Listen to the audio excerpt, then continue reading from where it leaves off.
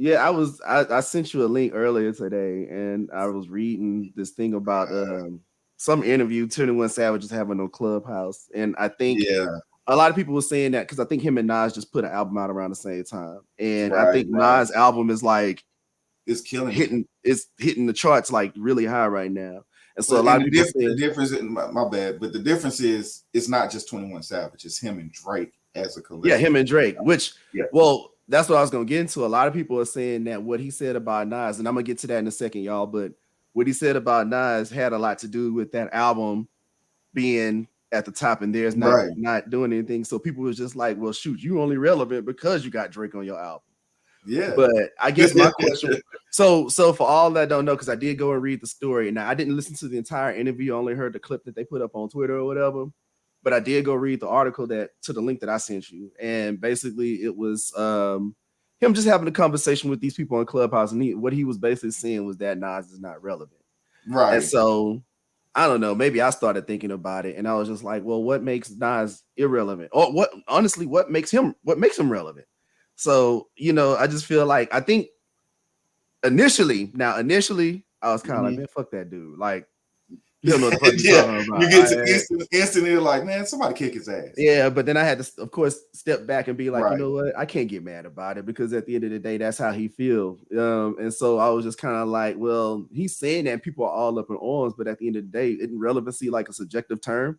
True enough, Because but his problem was he made it seem like he said some sort of Nas was never relevant.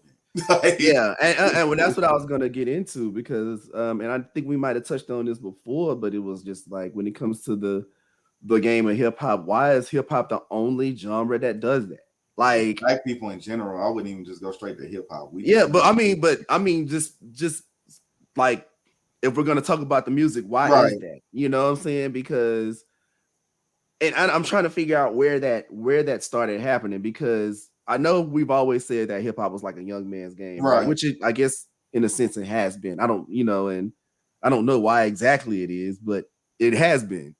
But I remember like even to the like say for instance in people all the way up to like let's say maybe that Jay-Z ish kind of Mm-hmm. era, like Mm-hmm. that mid '90s era where Nas and all of them was coming out. Right. When people would start talking about who influenced you, so on and so forth, they would talk, they say the staple shit like, oh, Michael Jackson and Yeah. James Brown and blah blah blah. But they also noted other rappers. They were saying people like Humo D, Big Daddy Kane, KRS. Rakim, Yeah. KRS-One, Cool G Rap, all these guys who kind of like pioneered the genre. Right. So I'm just kind of wondering, like, at what point did it stop where people would stop it, like, where people just like stop giving homage to like those who came before them? Because when we talk about genres like rock and roll, I remember we touched on it before where I said that rock and roll and hip hop kind of mirror each other. They're kind of the same, Right. but it's just for two different demographics. Like when you talk about rock and roll, you could bring up the Rolling Stones, and these dudes are like in their 70s and 80s, And they can and still go perform and chill Aerosmith out. and yeah, all the Kiss. Come on, like Yeah. people love Kiss, and if you bring up Kiss right now, there's kids who are like probably not even 20 yet who know who Kiss is, because they keep that legend alive. So I'm just kind of like, why is hip hop not like that? It's like and especially like for the guys who came out like in the 80s, right? Like your Big Daddy Kanes and all of them. Like if you was to mention a Big Daddy Kane right now to like say somebody who's in there, a fresh face rapper who's like 20 years old, he gonna be like, who? You know what I Yeah. mean? I'm not saying he gonna be like fuck that nigga. He's just gonna be like who? Who is there? Yeah. Yeah. So it's just like So I think it's more of a when the what they were calling gangster rap and shit came out, it kind of changed how everything sound, and then the guys from the 80s and whatnot didn't really care for it, and they felt like the new guys were young. It was like, oh, y'all hating, so fuck y'all old niggas. And then that just turned into a whole thing, and then they got way like pushed out to the side and got lost in the sauce. that could be. And then it happened again. Soldier Boy and them.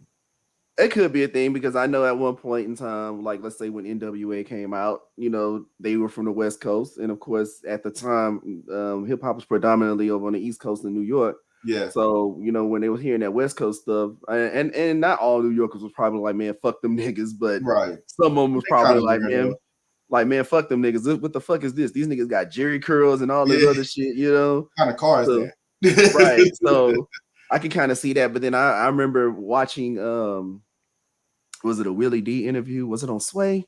This is a long time ago. I saw Willie D or Scarface or somebody. I don't know, Ghetto Boys. One of the Ghetto Boys was having an interview with somebody.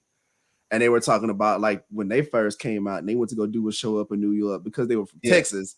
New Yorkers was just kind of like, nah, this some bullshit. They wasn't feeling it. Right. Until my mind playing tricks on me came out, and then it kind of took the world by storm. So yeah, I mean that could be a good theory, but I do agree as far as like the YouTube era, because you know Soulja Boy was like the first rapper to like get big off of YouTube. right.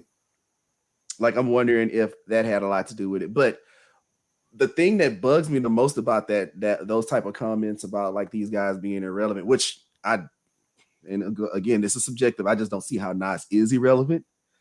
Because here's the thing: if he's irrelevant, then why is his album doing like this right now?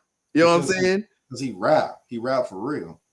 Well, I mean, it's not just that. It's just the fact of the matter is people are still appreciating his music. So, and 21 Savage did say something to the extent of, well, he has a core fan base. That's fine and true, but at the end of the day, his numbers are still going up. So, you can't really just pin the term irrelevant on somebody who's just put out an album and it's already shooting to the top of the charts. I'm pretty sure haven't got a chance to listen to Hammer had a core fan base right now. If he dropped the album, it'd go somewhere. Yeah.